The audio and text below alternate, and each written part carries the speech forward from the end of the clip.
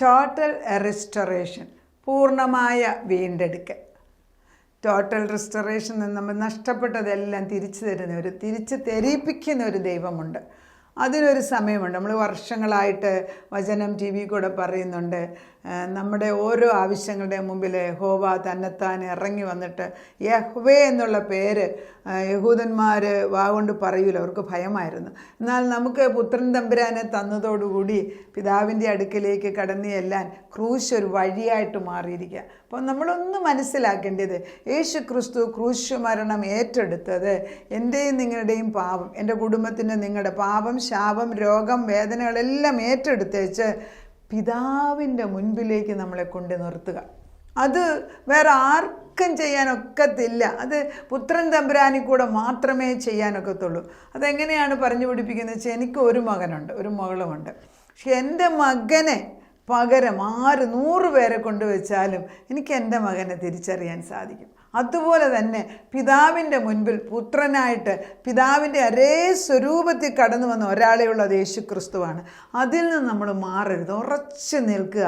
ഏക സത്യ ദൈവമാകുന്ന നിന്നെ ഞങ്ങൾ അറിയുന്നതും അത് അയച്ച പുത്രനെ അറിയുന്നതും തന്നെ നിത്യജീവനെന്ന് യോഹന്നാൻ്റെ 17:3 യേശു ക്രിസ്തുവിൻ്റെ വാഗൊണ്ട് തന്നെ പറഞ്ഞു.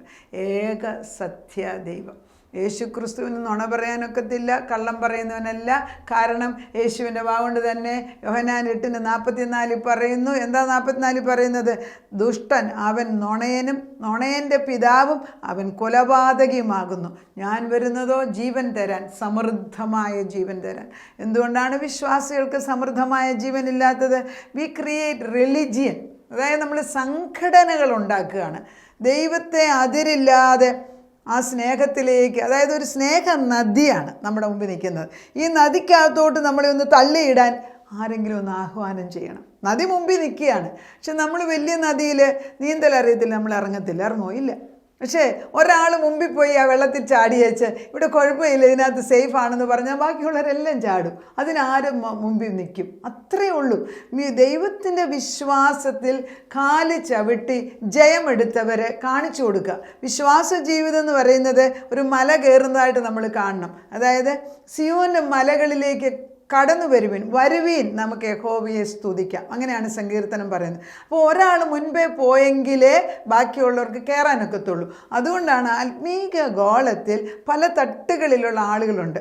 അതിന് മുമ്പിൽ പോയിട്ടുള്ളവർ ദൈവ വെളിച്ചം കണ്ടു കഴിഞ്ഞാൽ ബാക്കിയുള്ളവരെ നയിക്കാൻ വളരെ എളുപ്പമാണ്. നമ്മളൊന്നും പറയണ്ട, ആ മുഖത്ത് നിന്ന് വീഴുന്ന തേജസ്, ആ പ്രകാശം. ശരിയല്ലേ? മോശ 40 ദിവസം സീനായ് മലയുടെ മുകളിൽ, പഴയ നിയമമാണെന്ന് ഓർക്കണം, മുകളിൽ ദൈവത്തോട് സംസാരിച്ചു കൊണ്ടിരുന്ന് ഇറങ്ങി വന്ന മോശ ഒന്നും പറഞ്ഞില്ല. ഈ മുഖം സൂര്യനെ പോലെ തേജസ്സുള്ളതായിരുന്നു. അവർക്ക്, പാപത്തിൽ ജീവിക്കുന്ന മക്കൾക്ക് ആ മോശയുടെ തേജസ്സേറിയ മുഖത്തെ നോക്കാൻ ഭയം. അതുകൊണ്ടാണല്ലോ ദൈവമക്കളെ മറ്റുള്ളവർ ഉപദ്രവിക്കുന്നത്. കാരണം അവർക്ക് കാണാൻ ഒക്കുന്നില്ല. അവരിലുള്ള ദുരാത്മാവിനെ, സത്യദൈവത്തിനെ അറിയാം. അതുകൊണ്ട് അവർ പറഞ്ഞു, ഈ മോശയുടെ മുഖത്തോട്ട് ഞങ്ങൾക്ക് നോക്കാൻ സാധിക്കുന്നില്ല, അതുകൊണ്ട് ഒരു മൂടുപടം ഇടാൻ. എന്നാൽ പുതിയ നിയമത്തിൽ മൂടുപടം മാറിപ്പോയിരിക്കുന്നു. മൂടുപടം ക്രിസ്തുവിനെ കണ്ട നിമിഷത്തിൽ, ക്രിസ്തു നമ്മുടെ ഹൃദയത്തിൽ വന്ന നിമിഷത്തിൽ മൂടുപടം മാറി അവൻ്റെ പ്രതിച്ഛായയായിട്ട് കണ്ണാടിയിൽ മുഖാമുഖം കാണുന്നത് പോലെ നമ്മളായിട്ടുണ്ട് എങ്കിൽ നമ്മുടെ മുമ്പിൽ പിന്നെ ഏത് ശക്തിയാണ് നിൽക്കുന്നത്? ഏത് ശക്തിയാണ്? നമ്മൾ ഈ കർത്താവിൻ്റെ മുമ്പിൽ, ഞാൻ കഴിഞ്ഞ പ്രാവശ്യം ഇപ്പം അമേരിക്കയിൽ നിന്ന് വന്നിട്ട് ഇപ്പം ഏകദേശം ഒരു മാസത്തോളാകാൻ പോകുന്നു. അമേരിക്കയിൽ ചെന്നിട്ട് ഫ്ലോറിഡയിൽ നിന്ന് ഇൻഡ്യനാpolis എന്ന് പറഞ്ഞൊരു സ്ഥലത്തേക്ക് പോകാൻ നേരത്ത് ഒരു തരത്തിൽ പ്ലെയിന് പോകത്തില്ല. കാരണം ഒന്നിൽ മഴ, ഫ്ലോറിഡയിലൊക്കെ മഴ എപ്പോഴുള്ള സമയം, മഴ, കാറ്റും കോളും വരുമ്പം പ്ലെയിൻ യാത്ര ചെയ്തില്ല. പക്ഷെ അതിനൊരാഴ്ച മുമ്പ് എന്നോട് ദൈവം പറഞ്ഞു, ഞാൻ നിനക്ക് സൂര്യനെയും ചന്ദ്രനെയും നക്ഷത്രങ്ങളെയും ഗ്രഹങ്ങളെയും ഉപഗ്രഹങ്ങളെയും നിനക്ക് അനുകൂലമാക്കുമെന്ന്. അങ്ങനെ ഒരു വാക്യം തന്നേച്ച് നമ്മൾ പ്ലെയിനെ കയറിയിരിക്കുകയാണ്, പോകുമെന്ന് വിചാരിച്ച്. അപ്പം നമ്മൾ പ്രാർത്ഥിച്ചത് തന്നെ വെച്ച് ഞാൻ പ്രാർത്ഥിച്ചു, കർത്താവേ നീ പറഞ്ഞില്ലേ സൂര്യനെയും ചന്ദ്രനെയും നക്ഷത്രങ്ങളെയും ഗ്രഹങ്ങളെയും ഉപഗ്രഹങ്ങളെയും നമുക്ക് അനുകൂലമാക്കി, ശരിയല്ലേ? ജോഷുവ പറഞ്ഞു യുദ്ധം ചെയ്തപ്പോൾ അവിടെ നിൽക്ക എന്ന് പറഞ്ഞപ്പം യുദ്ധം തീരുന്നിടം വരെയും സൂര്യൻ അവിടെ നിന്നു എന്ന് വേദപുസ്തകത്തിൽ എഴുതിയിട്ടുണ്ടെങ്കിൽ അത് സാധിക്കണം. അങ്ങനെയായി ഞാൻ പ്രാർത്ഥിച്ചു.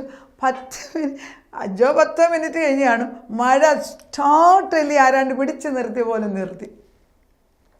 അപ്പോൾ ഞാൻ പറഞ്ഞു, അന്നേരം ഞാൻ ദൈവത്തോട് പറഞ്ഞു, എത്ര നല്ല ദൈവം, ഞാൻ പ്രാർത്ഥിച്ചപ്പം കാറ്റും നിന്നു.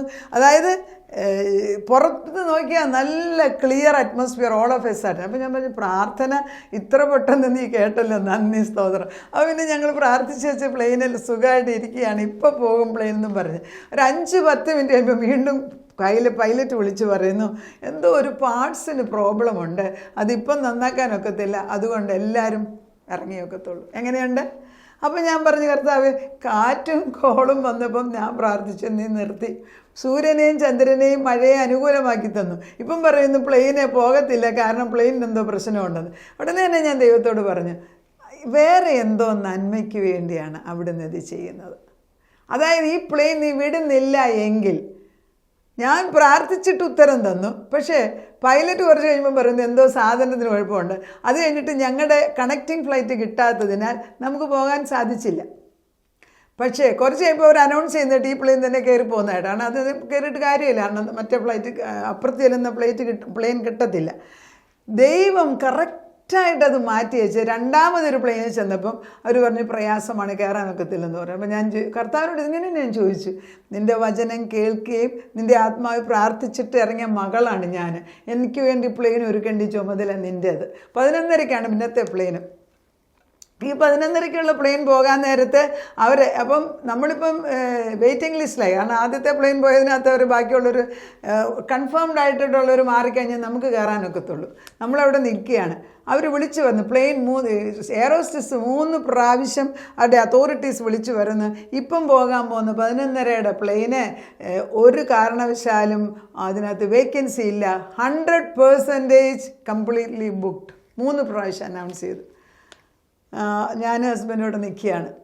അങ്ങനെ എന്ത് ചെയ്യണം, കാരണം ഇപ്പം പോയില്ലെങ്കിൽ പിന്നെ താമസിച്ചാൽ ആകെ 2-3 ദിവസം കുഞ്ഞുങ്ങളെ കാണാൻ പോകുന്നു, ഇനി സമയമില്ല, തിരിച്ചു പോകേണ്ട പ്ലെയിനും ബുക്ക് ചെയ്ത് വെച്ചിരിക്കുക. സോ ഐ പ്രേഡ് അഗെയിൻ, ദൈവമേ നിനക്ക് സാധിക്കും, എന്തോ നിനക്ക് ഉദ്ദേശമുണ്ട്. ലാസ്റ്റ് മിനിറ്റിൽ 2 പേരെ ദൈവം മാറ്റിയേച്ച് ഞങ്ങൾക്ക് 2 പേർക്കും സീറ്റ് തന്നു. പ്ലെയിൻ്റെ ഏറ്റവും പുറകിലുള്ള 2 സീറ്റ് ദൈവം ഞങ്ങൾക്കായിട്ട് മാറ്റി തന്നു. എവിടുന്നോ 2 പേരെ അപ്പച്ചൻ അഴിച്ചു മാറ്റി. അതായത് ദൈവം, ഞാൻ പറഞ്ഞു എവിടെയെങ്കിലും ഇരുന്നാലും മതി, നമുക്കങ്ങ് കടന്നു ചെന്നാൽ മതി. അങ്ങനെ കറക്റ്റ് ടൈമിൽ ചെന്നു. അവിടെ ഹോട്ടലിലെ റൂമെല്ലാം ക്ലിയറായിരുന്നു. ഒരു പ്രശ്നം കൂടാതെ അവിടെ താമസിക്കാനും പിന്നെ കുഞ്ഞുങ്ങളെ പോയി കാണാനും ഒക്കെ ദൈവം തമ്പുരാൻ അനുവാദം തന്നു. അപ്പം നമ്മൾ മനസ്സിലാക്കേണ്ടത്, കാലാവസ്ഥയെ നിയന്ത്രിക്കുന്നവൻ, പ്ലെയിനിനെ നിയന്ത്രിക്കുന്നവൻ, നമുക്ക് ചില പ്രയാസങ്ങൾ തോന്നിയാലും നമുക്ക് അനുകൂലമായിട്ട് ചെയ്യുന്ന ഒരു ദൈവമുണ്ട് എന്ന് ഉറച്ച വിശ്വാസം നമ്മളിൽ വരുമ്പം പിശാച് എന്നൊക്കെ കാണിച്ചു കൂട്ടിയാലും നമുക്ക് ഭയപ്പെടേണ്ട. അതാണ് A restoring God. What is the restoration?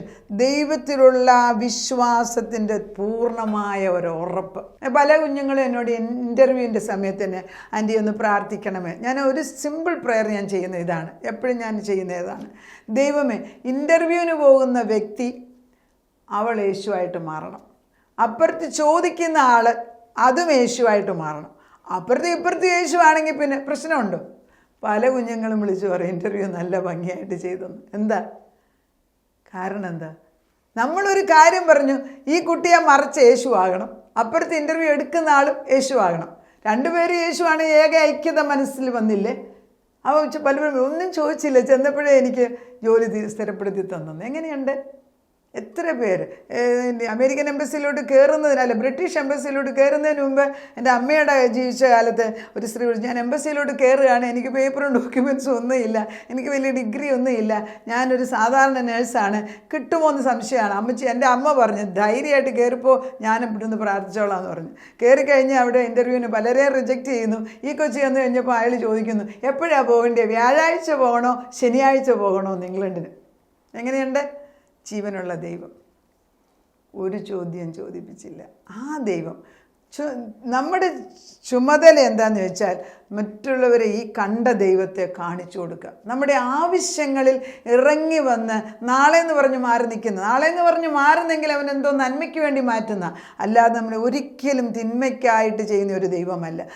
ചെങ്കടലിൻ്റെ മുൻപിൽ ഇസ്രായേൽ ജനത ഏകദേശം 20 ലക്ഷത്തോളം, 5 ലക്ഷം ആണുങ്ങൾ, ബാക്കിയെല്ലാം കൂടി 20 ലക്ഷത്തോളം ആളുകൾ നിൽക്കുമ്പോൾ മോശ കരയാണ്. മോശ ദൈവത്തെ നേരിട്ട് കണ്ടവൻ കരയാണ്. ദൈവം ഒരു ചോദ്യം ചോദിക്കുന്നു, നീ എന്തിനാണ് കരയുന്നത്? കരയുന്ന അമ്മപ്പന്മാരോട്, കരയുന്ന പനക്കളോട് ഞാൻ, എന്തിനാണ് കരയുന്നത്? നിന്റെ കയ്യിൽ വചനമില്ലേ? വാഗ്ദത്തങ്ങളുടെ ഒരു പൂർണ്ണത നിറഞ്ഞ പുസ്തകം മുമ്പിലില്ലേ? എടുത്തു വായിച്ചിട്ട് നിന്റെ സ്റ്റാഫ് എടുത്ത് നീട്ടുക. കയ്യിൽ തന്നിരിക്കുന്ന വചനം വെച്ച് കൈ നീട്ടുമ്പോൾ ചെങ്കടല് രണ്ടായിട്ട് പിളരുക തന്നെയല്ല, അത് ഉണങ്ങിയ സ്ഥലത്തൂടെ അവർ നടന്ന് അപ്പുറത്ത് വരും. അതാണ് ദൈവത്തിൻ്റെ വിശ്വസ്തത. അല്ലാതെ എല്ലാം സുഖമായിട്ട് അങ്ങനെ വരെയുള്ള വഴി വിശാലമായിട്ട് വെച്ച് ഒരൊറ്റ വിശ്വാസി നടന്നിട്ടില്ല. ഒറ്റ വിശ്വാസി അങ്ങനെ പോകുന്നത് തിന്മയ്ക്കായിട്ട് മാറും. ഒത്തിരി സുഖം കൊടുത്ത് പിള്ളേരെ വളർത്തി നോക്കിക്കേ, അവരുടെ ജീവിതത്തിൽ ഉദാസീനത വളർന്ന് കാണാം. എന്നാൽ കഷ്ടപ്പെട്ട് പഠിപ്പിച്ച് കൊണ്ടുവരുന്ന പിള്ളേരെ കാണും, അവരതിന് വില കൊടുക്കും. അപ്പം വില കൊടുക്കാൻ വേണ്ടി തന്നെയാണ് ആരെയാണ് ഈ വിളിക്കുന്നതെന്ന് അറിയണമെങ്കിൽ ഈ ലോക ജീവിതത്തിൽ അല്പം കഷ്ടം വരുന്നത് തിന്മയ്ക്ക് അല്ല എന്ന് ഉറച്ചു പറഞ്ഞുകൊണ്ടിരിക്കണം. തിന്മയ്ക്കല്ല. പല പ്രാവശ്യം അത് പറയുമ്പോൾ ദൈവം തമ്പുരാൻ നമ്മുടെ ജീവിതത്തിൽ ഇറങ്ങി വന്ന് നമ്മളെ സഹായിക്കും. ഇത് നമ്മുടെ തലമുറകൾക്ക് വേണ്ടി നമുക്ക് കർത്താവ് ഒരു പ്രത്യേക കാര്യം എന്നെ എപ്പോഴും പഠിപ്പിക്കുന്നതാണ്. ദൈവം നന്മ ചെയ്യുന്നതിന് മുൻപേ പഴയ ഹൃദയത്തിൽ അത് ചെയ്ത് തരത്തില്ല. പഴയ ഹൃദയം എന്ന് പറയുന്നത് ജഡീക ഹൃദയമാണ്. അത് മാറ്റി പുതിയൊരു ഹൃദയം അവൻ നട്ടുതരും. അവൻ്റെ ഹൃദയം നട്ടുതരുക എന്ന് പറയുമ്പോൾ നിങ്ങൾ എന്നെ ശ്രദ്ധിച്ച് കേൾക്കുന്നവർക്ക് മനസ്സിലാകും. ഞാൻ ഇന്ന് തൊട്ട് പ്രാർത്ഥിക്കണം. കള്ളു കുടിക്കുന്ന മക്കളുടെ അമ്മമാരെന്നെ കഴിഞ്ഞ ദിവസം വിളിച്ചു. ഇത്തിരിയും ദുഃഖത്തോടെ ഞാൻ വളരെ ശക്തമായിട്ട് പ്രാർത്ഥിക്കുകയും ചെയ്തു. പിറ്റേ ദിവസം നമ്മുടെ തല പൊങ്ങൂല, അതുപോലെ നമുക്ക് പ്രയാസം തോന്നും. നമ്മുടെ അവിടുത്തെ ബന്ധനം അഴിയുന്നുണ്ട്, പക്ഷെ അഴിയുകയാണ്. പക്ഷെ അങ്ങനെ പ്രാർത്ഥിക്കുന്നവരോട് ഞാൻ പറയട്ടെ, അവരുടെ കഴുത്തിൻ്റെ മേളിലുള്ള തല വെട്ടി മാറ്റി വെച്ച് ക്രിസ്തുവിൻ്റെ തല മാറ്റി വെച്ച് സർജറി ചെയ്ത് ഫിറ്റ് ചെയ്ത് കൊടുക്കാൻ ഒന്ന് പ്രാർത്ഥിക്കാമോ? കൊളോഷ്യൻസ് 2:18. ഇതൊക്കെ ഞാൻ എന്നും അനേകർക്ക് പറഞ്ഞു കൊടുത്ത് പ്രയോജനപ്പെട്ട് ഉപയോഗിക്കുന്ന വാഗ്ദത്തങ്ങളാണ്. ഇത് ഇന്നലെ എടുത്തതല്ല, തലമുറയ്ക്ക് ഉപയോഗിക്കാം. കൊളോഷ്യൻസ് 2:18, 19 വാക്യങ്ങളെല്ലാം നമ്മൾ ആത്മാവിൽ കണ്ടുകൊണ്ട്, അതായത് ഞാൻ ഈ വായിക്കുന്ന വചനങ്ങൾ കണ്ടുകൊണ്ട് പ്രാർത്ഥിക്കാൻ പഠിക്കണം. 18 കഴിഞ്ഞിട്ട് 19 എടുക്കുന്നത്. 18 വായിക്കുന്നില്ല, 19 എടുക്കാം. തലയായവനിൽ നിന്നല്ലോ ശരീരം മുഴുവനും സന്ധികളാലും ഞരമ്പുകളാലും ചൈതന്യം ലഭിച്ചും ഏകീഭവിച്ചും ദൈവികമായ വളർച്ച പ്രാപിക്കുന്നു. തലയായവനിൽ നിന്നല്ലോ ശരീരം മുഴുവനും. അപ്പം ഒരു തല കഴുത്തിൻ്റെ മേളിൽ വെച്ചിരിക്കുന്നത് ക്രിസ്തുവിൻ്റെ തലയാകണം. അതല്ലെങ്കിൽ ദൈവത്തിന് പ്രവർത്തിക്കാൻ ഒക്കത്തില്ല.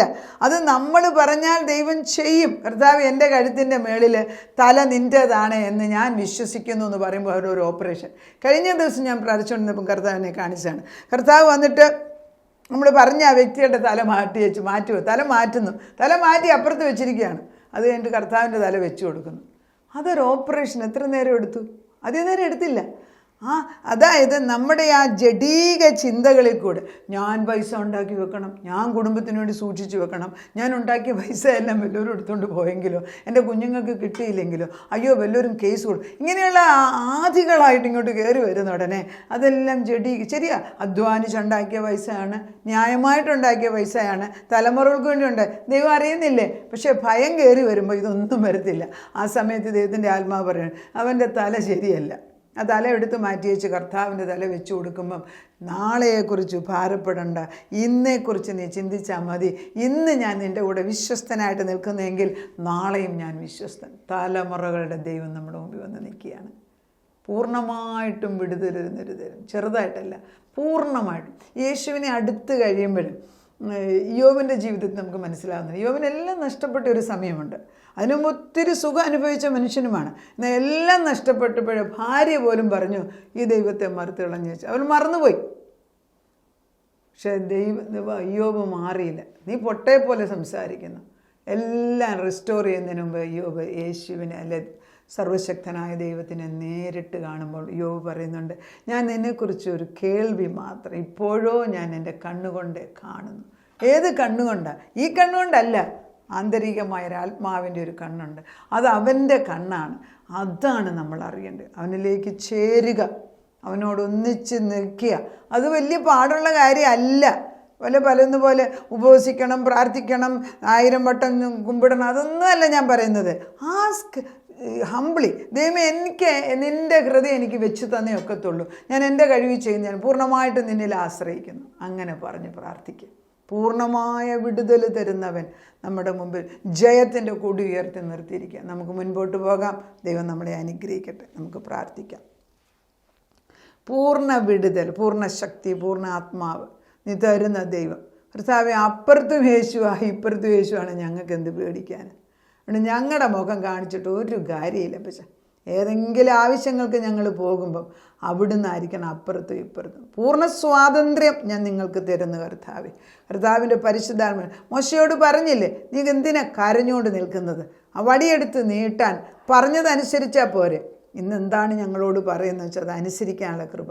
ആ വടി നീട്ടട്ടെ. ആ വചനമാകുന്ന വചനത്തിൻ്റെ ആ സ്റ്റാഫ് നീട്ടിക്കഴിയുമ്പം കർത്താവേ, ആനുകൂല്യത്തിൻ്റെതായിട്ടുള്ള ഒരു വലിയ പെരുമഴ ഞങ്ങളുടെയും ഞങ്ങളുടെ കുടുംബങ്ങളിൽ ഒഴുകട്ടെ അപ്പച്ച.